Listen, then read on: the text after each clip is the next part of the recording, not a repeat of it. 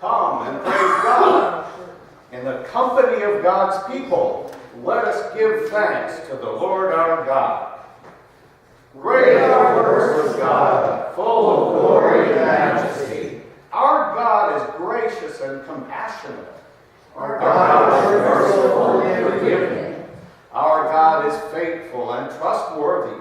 Our God is just and good. So come, let's worship God together. God's praise will last forever. Please turn to hymn number 105-4. Let's sing "O Worship the King."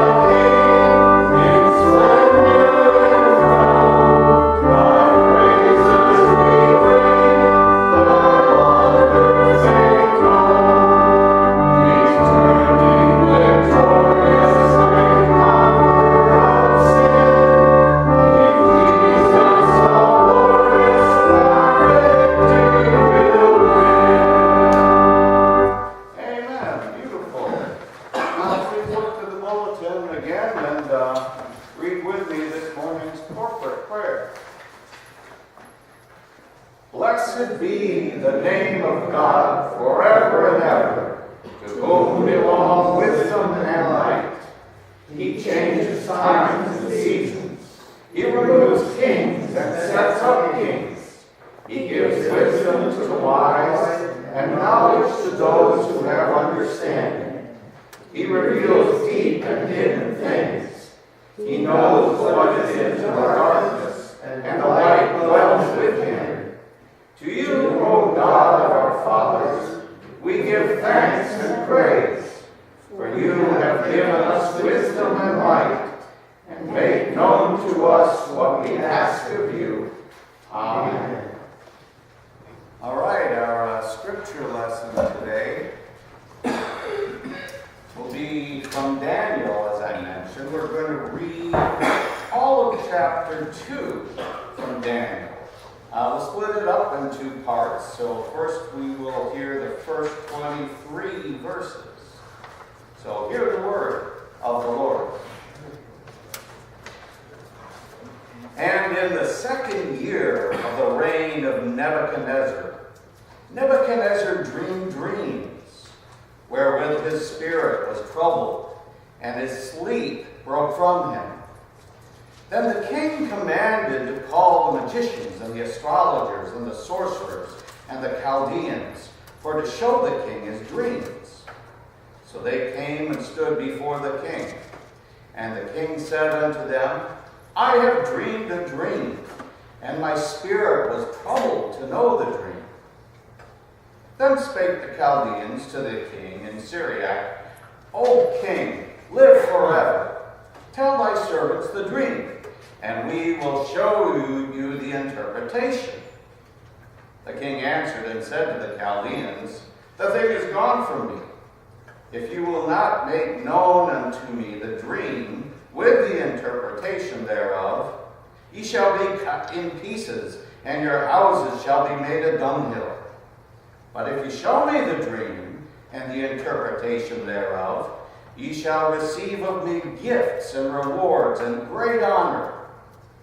Therefore, show me the dream and the interpretation thereof. They answered again and said, Let the king tell his servants a dream, and we will show the interpretation of it. The king answered and said, I know of certainty that you would gain the time, because ye see the thing is gone from me. But if ye will not make known unto me the dream, there is but one decree for you. For you have prepared lying and corrupt words to speak before me, till the time be changed. Therefore, tell me the dream, and I shall know that ye can show me the interpretation thereof. The Chaldeans answered before the king and said, There is not a man upon the earth that can show the king's matter. Therefore, there is no king, lord, nor ruler that asks such things of any magician or astrologer or Chaldean.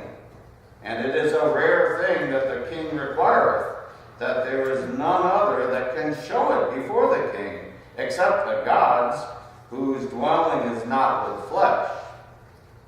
For this cause the king was angry and very furious, and commanded to destroy all the wise men of Babylon. And the decree went forth that the wise men should be slain. And they sought Daniel and his fellows to be slain. Then Daniel answered with counsel and wisdom to Arioch, the captain of the king's guard, which was gone forth to slay the wise men of Babylon. He answered and said to Arioch, the king's captain, Why is the decree so hasty from the king? Then Arioch made the thing known to Daniel. Then Daniel went in and desired of the king that he would give him time, and that he would show the king the interpretation. Then Daniel went to his house and made the thing known to Hananiah, Mishael, and Azariah, his companions, that they would desire mercies of the God of heaven concerning this secret, that Daniel and his fellows should not perish with the rest of the wise men of Babylon. Then was the secret revealed unto Daniel in a night vision. Then Daniel blessed the God of heaven. Daniel answered and said, Blessed be the name of God forever and ever, for wisdom and might are his. And he changeth the times and the seasons. He removeth kings, and setteth up kings. He giveth wisdom unto the wise, and knowledge to them that know understanding. He revealeth the deep and secret things. He knoweth what it is in the darkness, and the light dwelleth with him. I thank thee and praise thee, O thou God of my fathers, who hast given me wisdom and might, and hast made known unto me what we desired of thee. For thou hast now made known unto us the king's matter. This is the word of the Lord. Thanks be to God. All right, I've got a fun song for you. This is about Shadrach, Meshach, and Abednego, who actually are from Daniel chapter 1. Now, they were just mentioned here. Hananiah, Mishael, and Azariah were their real Hebrew names. And Shadrach, Meshach, and Abednego, who were thrown into the fiery furnace in chapter 1, they were given those names by the king of Babylon. So they were their Babylonian names. And they will be mentioned by these names in the second part of chapter 2. So just enjoy this old song here. I enjoy it because my dad used to have this record when I was a kid. Just a minute here. Shadrach, Meshach, and Abednego. Now, for there we have the boys. I'd like to tell you the story of Shadrach, Meshach, and Abednego.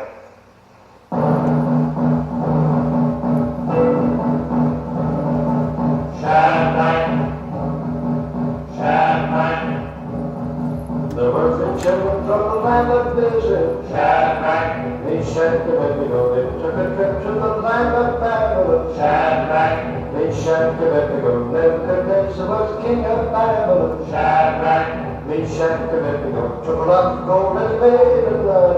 Shadrach, Meshach, and Abednego. And he told everybody when they heard the music of the cornet.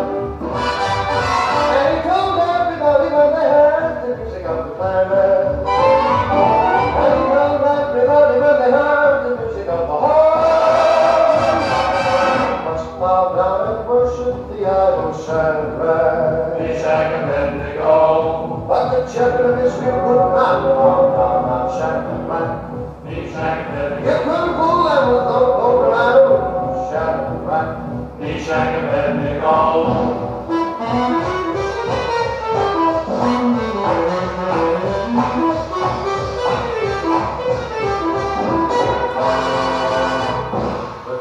Put the children in the fire furnace. Shadrach, Meshach, and Abednego. Beat on the coals of the red hot brimstone. Shadrach, Meshach, and Abednego. 7 times hotter, hallelujah. Shadrach, Meshach, and Abednego. Burned up the soldiers that the king had put their Shadrach, Meshach, and Abednego. But the Lord sent an angel with snowy white wings down in the middle of the furnace. Talking to the children about the power of the gospel. Shadrach, Meshach, and Abednego. Couldn't even harm a hair around the head of Shadrach, Meshach, and Abednego. Laughing and talking while the fire is shut. Shadrach, Meshach, and Abednego. Oh, Nebuchadnezzar called. Oh, yeah. When he saw the power of the Lord, and they had a big time in the house of Babylon. Shadrach, Meshach, and Abednego. Shadrach, Meshach, and Abednego. Shadrach, Meshach, and Abednego. Shadrach! Amen. You like that one? Yeah. My dad had an old record of Phil Harris singing that song. So let's pause for a prayer time now, and then we'll look into the rest of Daniel chapter 2. Our Father, who art in heaven, hallowed be thy name. Thy kingdom come, thy will be done, on earth as it is in heaven. Give us this day our daily bread, and forgive us our debts as we forgive our debtors. And lead us not into temptation, but deliver us from evil. For thine is the kingdom, and the power, and the glory forever. Amen. God is so good. God is so good. God is so good. He's so good to me. Okay, we'll now read the second half of Daniel chapter 2, beginning with verse 24. Hear the word of the Lord. Therefore Daniel went in unto Arioch, whom the king had ordained to destroy the wise men of Babylon. He went and said thus unto him, Destroy not the wise men of Babylon. Bring me in before the king, and I will show unto the king the interpretation. Then Arioch brought in Daniel before the king in haste, and said thus unto him, I have found a man of the captives of Judah, that will make known unto the king the interpretation. The king answered and said to Daniel, whose name was Belteshazzar, Art thou able to make known unto me the dream which I have seen, and the interpretation thereof? Daniel answered in the presence of the king and said, "The secret which the king hath demanded, cannot the wise men, the astrologers, the magicians, the soothsayers show unto the king? But there is a God in heaven that revealeth secrets, and maketh known to the king Nebuchadnezzar what shall be in the latter days. Thy dream and the visions of thy head upon thy bed are these. As for thee, O king, thy thoughts came into thy mind upon thy bed, what should come to pass hereafter? And he that revealeth secrets maketh known to thee what shall come to pass. But as for me, this secret is not revealed to me for any wisdom that I have more than any living, but for their sakes that shall make known the interpretation to the king, and that thou mightest know the thoughts of thy heart. Thou, O king, sawest, and behold, a great image. This great image, whose brightness was excellent, stood before thee, and the form thereof was terrible. This image's head was of fine gold, his breast and his arms of silver, his belly and his thighs of brass, his legs of iron, his feet part of iron and part of clay. Thou sawest till that a stone was cut out without hands, which smote the image upon his feet that were of iron and clay, and broke them to pieces. Then was the iron, the clay, the brass, the silver, and the gold broken into pieces together, and became like the chaff of the summer threshing floors. And the wind carried them away, that no place was found for them. And the stone that smote the image became a great mountain, and filled the whole earth. This is the dream, and we will tell the interpretation thereof before the king. Thou, O king, art a king of kings. For the God of heaven hath given thee a kingdom, power and strength and glory. And wheresoever the children of men dwell, the beasts of the field and the fowls of the heaven hath he given unto thine hand, and hath made thee ruler over them all. Thou art this head of gold, and after thee shall arise another kingdom inferior to thee, and another third kingdom of brass, which shall bear rule over all the earth. And the fourth kingdom shall be as strong as iron. For as much as iron breaketh in pieces and subdueth all things, and as iron that breaketh all these, shall it break in pieces and bruise.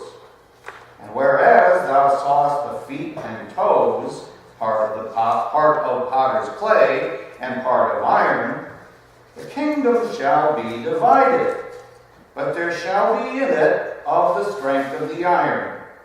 For as much as thou sawest the iron mixed with miry clay, and as the toes of the feet were part of iron and part of clay, so the kingdom shall be partly strong and partly broken. And whereas thou sawest iron mixed with miry clay, they shall mingle themselves with the seed of men. But they shall not cleave one to another, even as iron is not mixed with clay. And in the days of these kings shall the God of heaven set up a kingdom, which shall never be destroyed. And the kingdom shall not be left to other people, but it shall break in pieces and consume all these kingdoms, and it shall stand forever. For as much as thou sawest that the stone was cut out of the mountain without hands, and that it broke in pieces the iron, the brass, the clay, the silver, and the gold, the great God hath made known to the king what shall come to pass hereafter. And the dream is certain, and the interpretation thereof sure. Then the king Nebuchadnezzar fell upon his face and worshipped Daniel, and commanded that they should offer an oblation and sweet odors unto him. The king answered unto Daniel and said, Of a truth it is, that your God is a God of gods and a Lord of kings, and a revealer of secrets, seeing thou couldst reveal this secret. Then the king made Daniel a great man, and gave him many great gifts, and made him ruler over the whole province of Babylon, and chief of the governors over all the wise men of Babylon. Then Daniel requested of the king that he set Shadrach, Meshach, and Abednego over the affairs of the province of Babylon. But Daniel sat in the gate of the king.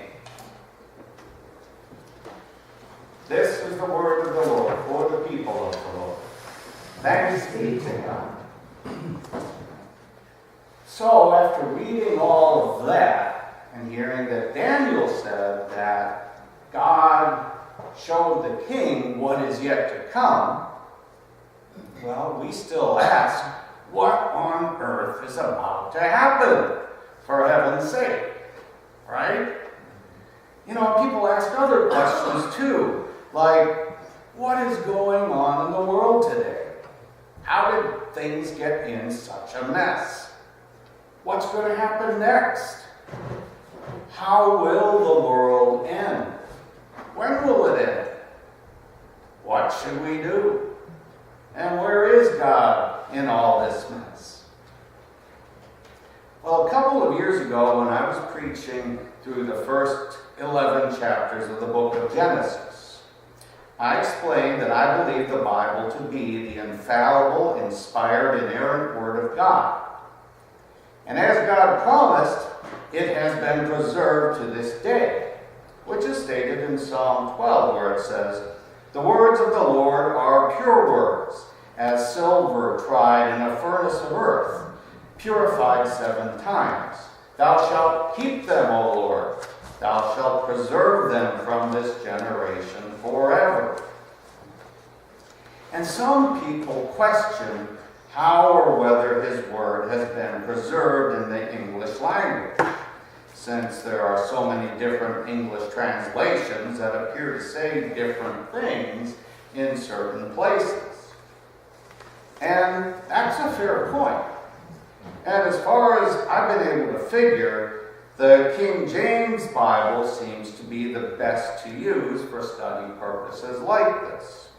I've learned the Bible mostly through the NIV translation, in seminary and reading it myself. But we're primarily going to use the King James Version Bible for this study series because we want to be as true to God's original instructions as we possibly can be, especially for the kind of topic that we have here, end times. So that's why you hear me reading from the King James Bible, which I do sometimes because I like it so much. But we may occasionally look, though, to the NIV for comparison purposes or to clarify in more modern language if and when it seems to be appropriate, but I believe we can follow this fine. Now, during Advent, we read through 1 Thessalonians, which talks about the second coming of Christ. And I said we'd look more into it soon. So here we are.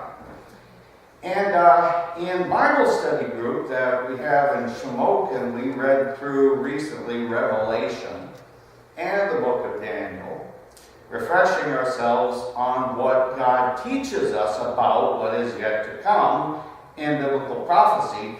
But we had some trouble putting it all together, as most people do.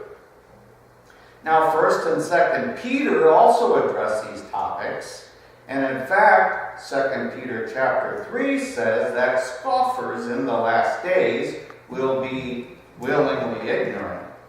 That means dumb on purpose. They're willingly ignorant of the creation, the flood, and the coming judgment. They don't want to admit that God created the world, because that would mean that he owns it and that he makes the rules. And the scoffers walking after their own lust don't like or want to follow God's rules, so they try to deny his existence. Secondly, they don't like to admit that there was a worldwide flood because that means that he has the authority to judge his creation, which he has done. And they don't want to admit that he's coming to judge it again soon. But he is. So we need to know about this. And I've been trying to figure out how the biblical prophecies fit together on this ultimately important topic. But there are so many different accounts and opinions that it's hard to sift through them and form an idea of how God says it will all play out. Now, some think the rapture, when we're all taken up to heaven together, will be pre-tribulation. That's known as pre-trib, or before the 7 years of tribulation begin. And that time of tribulation is also known as the 70th week of Daniel, which we'll be exploring during these next few weeks, really leading up to Easter. Now, other people think that the rapture will be mid-trib, when believers will be taken up in a way halfway through the tribulation, say 3.5 years into the 7-year period. And then there is what appears to be the traditional teaching of the historical church, which is post-trib, or after the tribulation, that believers will be here and endure the full 7-year tribulation time, and then be raptured away at the day of Christ. And since I've been studying Genesis and the information on creation so much, I decided to learn what most biblical creationists believe about what is yet to come. Some seem to cling to the recent popular pre-tribulation theories, like in the Left Behind series, for example.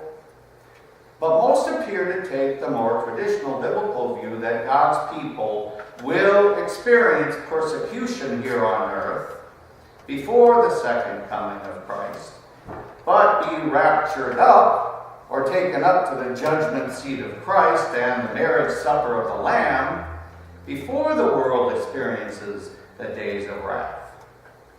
Okay, so there's our different views. And creation science teacher Dr. Kent Hovind spent several years studying this topic, and he wrote a book explaining what makes the most sense to me from what I've seen so far.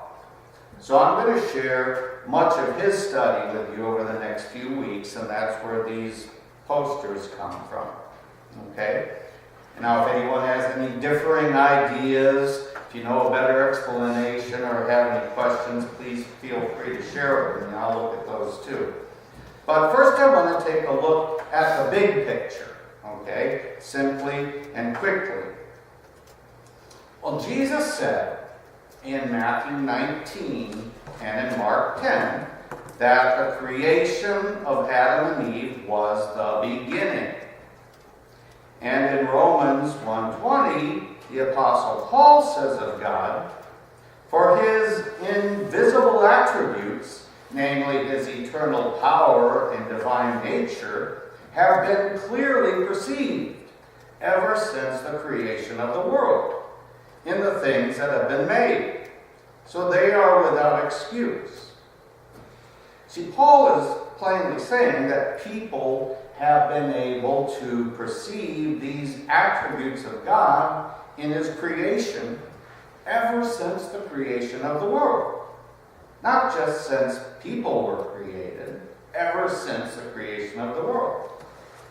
And if we add up all the genealogies and compare all the dates and times in the Bible with other sources of known history, it becomes clear that Adam was created about 6,000 years ago. And I've talked about creation, the age of the earth, in sermons and seminars. I have some of those online, and I may go into a couple of those later this year again. You can listen to some of that or ask me about it, and I can direct you to much information on the age of the earth and other things. But I want to go with this chart here. And here's an overall timeline, the Bible worldview of history, okay? And it says, so the creation happened around 4000 BC, is clearly what the Bible teaches. Then Adam and Eve sinned and eventually caused God to judge and discipline his creation. And then the flood of Noah's time was about 2400 BC, which was about 4,400 years ago. And then, around 2000 BC, God called a man named Abraham, right here. And Abraham led a group of people who would later become the Jews. And they were to do basically three things. First, they would bring the world the Word of God, which said they would also bring forth the Messiah. And then 2,000 years later, Jesus Christ came forth from the seed of Abraham. Okay? And here are the Old Testament prophets there. And the Jews were intended to be a model nation, to show the rest of the world how things ought to be done. God gave them his laws, saying, this is the way you should live. If you obey them, I will bless you. If you do not, I will curse you. For most of their history, however, they've been a pretty good example of how not to do it. And what not to do, as we see from reading the Bible. Okay? And that's what a lot of people miss. They'll say, what is all this bad stuff in the Bible? There's so much terrible stuff here that people did in the Old Testament. How does God promote that? Well, he doesn't. The point is, that's the stuff we're not supposed to do. And it looks like God is working on a 7,000-year calendar. Okay? Overall, the big picture. 6,000 years of human history. And then a 1,000-year day of rest, which is known as the millennial reign, when Christ comes back and will have peace, and he'll reign here on earth for 1,000 years. 7,000 years. A day with the Lord is as 1,000 years, and 1,000 years is as a day in the big picture, is what I believe it's saying. It sounds like a lot of other biblical periods of time, doesn't it? 7 days, 7,000 years. That means that it sounds like the end is coming soon, doesn't it? You know, I know that all throughout history, people have been expecting Christ to come again soon, at any time. But as we look through the scriptures to follow his apparent plan, we will see that most prophecies have been fulfilled, with only a few rather specific circumstances yet to come. And so it appears that there will be a total of about 7,000 years of existence for this planet until God creates a new heaven and a new earth, which he tells us about in Isaiah 65, 66, and in Revelation 21. And all throughout the Bible, God tells people what is going to happen. And most of them don't listen to him. So they suffer a consequence. Now Moses listened to him most of the time. David did too, but not quite so much.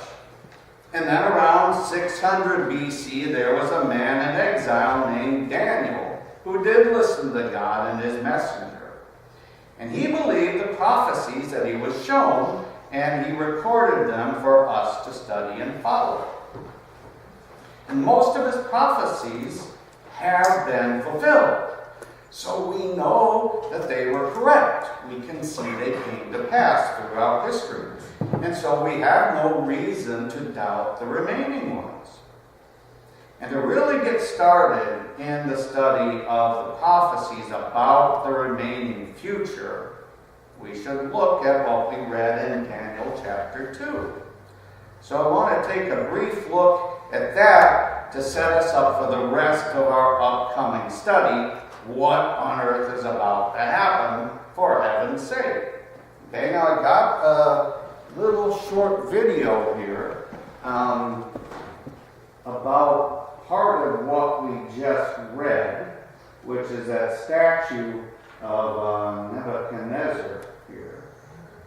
Here's the statue that King saw in his dream. Okay?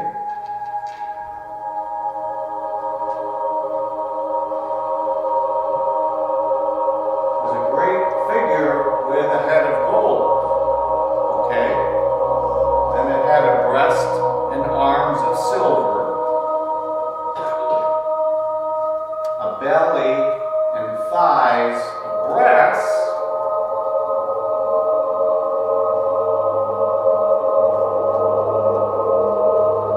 and below that were legs of iron,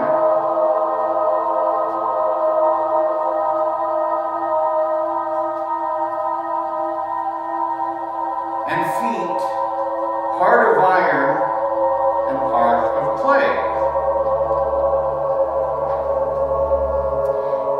And he told the king that God was showing him what would come to pass, that different kingdoms would successively rule in that region of the world into the future, and that that's what this statue represented. Daniel says that the figure's head of gold referred to Nebuchadnezzar himself and Babylon, who did rule for about 70 years then. He said that the breast and arms of silver represented the next kingdom that would come after his, which would be inferior, as silver is inferior to gold. And that kingdom turned out to be the Medo-Persian Empire that overthrew Babylon around 540 BC. They were the two arms, the Medes and the Persians. Okay?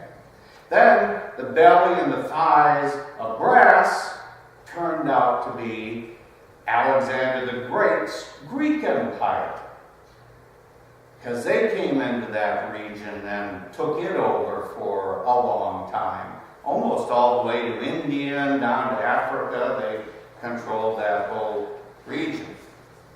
And then the fourth kingdom of iron has been discussed for centuries. And many people think it meant the Roman Empire. And that's understandable because they controlled the Mediterranean area for so long and they're in the Bible a lot. But there's another one that I now believe to be a better answer, because the Romans didn't really get into that area of Persia and Babylon hardly at all. I think there's a better idea for those legs of iron, and that would be the Ottoman Empire or the Muslims. See, the Islam Empire took over that whole part of the world in the 7th century AD, 600 or 700, and basically controlled it for about 12 centuries, all the way up to World War I, when the Ottoman Empire was defeated and dismantled then. And I now think that makes more sense in end times prophecy than the Roman Empire does, especially in light of what may be happening today, as the Muslims are trying to reestablish their caliphate, their nation or empire. You hear about the Nation of Islam. That's what that's all about. They're trying to reestablish that. And the final empire, Daniel said, will be then the feet and the toes of iron and clay mixed. But iron and clay will not mix. You cannot bond them together. Verses 42, 43 say, "And as the toes of the feet were part of iron and part of clay, so the kingdom shall be partly strong and partly broken. And whereas thou sawest iron mixed with miry clay, they shall mingle themselves with the seed of men. But they shall not cleave one to another, even as iron is not mixed with clay." And then it's interesting that the feet have 10 toes. And this could represent 10 different Muslim countries in that region that come together in some kind of alliance. You know, differing sects of Islam, like the Shias and the Sunnis and others, don't like each other very much, but they hate the Jews more. So they may loosely bond together to try to conquer Israel in the end of time. And we'll get into that later. Verse 44 says, "And in the days of these kings shall the God of heaven set up a kingdom, which shall never be destroyed. And the kingdom shall not be left to other people, but it shall break in pieces and consume all these kingdoms, and it shall stand forever. Forasmuch as thou sawest that the stone was cut out of the mountain without hands, and that it broke in pieces the iron, the brass, the clay, the silver, and the gold, the great God hath made it known to the king what shall come to pass hereafter. And the dream is certain, and the interpretation therefore sure." So a great stone will come and smite the image on the feet. Then the whole thing crumbles and blows away. Well, that stone is Jesus Christ, whom the builders rejected. And his will be the final kingdom that will reign on this earth for 1,000 years of great blessing during the day of the Lord. And then it shall stand forever. And the stone crushing the kingdoms of this world happens in the days of the last 10-king empire. Then 600 years later, the Apostle John picked up the same story where Daniel left off and added even more detail in the book of Revelation, where he uses a beast with 10 horns instead of 10 toes. It's in Revelation 12, 13, and 17. He uses that to represent this Antichrist and his final attempt at a world empire. All right, so that's what's still to come. And in this dream and the statue image, Daniel 2, which we read, gives a broad overview of 5 world empires from about 600 BC to the end of time. And this first vision was actually the king's, it wasn't Daniel's. Daniel interpreted it through God. But Daniel had visions from God too, which we will begin to examine next week as we attempt to determine what on earth is about to happen, for heaven's sake. Amen? Amen. So we've set it up and we'll get into it more next week. Amen? So don't miss it. All right. Amen. Like I said, you can come up and look through some of these charts and stuff if you want. I'll leave a few of them here. So why don't we finish our service then with a great old hymn, When We All Get to Heaven. Amen? 772, would you please rise? Thank you.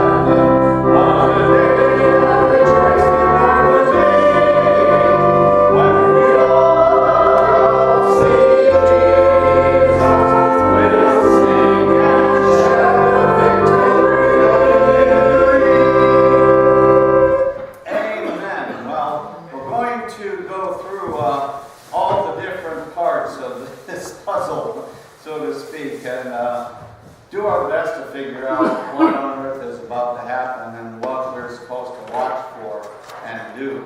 Amen. So let others know that there's some good things coming. Amen. Go in the peace and joy of Christ.